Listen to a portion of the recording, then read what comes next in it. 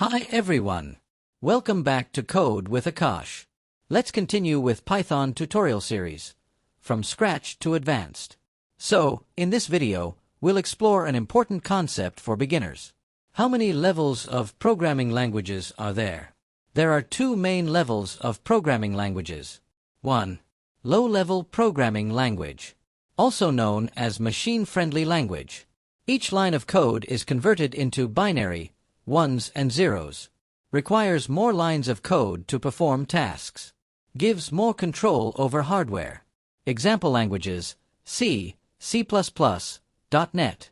Second one is high-level programming language, also known as human-friendly language. Easier to read, write, and understand. Code is abstracted from machine code, no direct binary conversion. Requires fewer lines of code.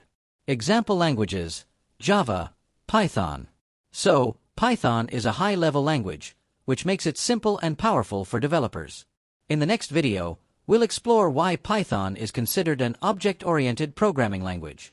Don't forget to like, subscribe, and follow along for more beginner-friendly Python videos. See you in the next one.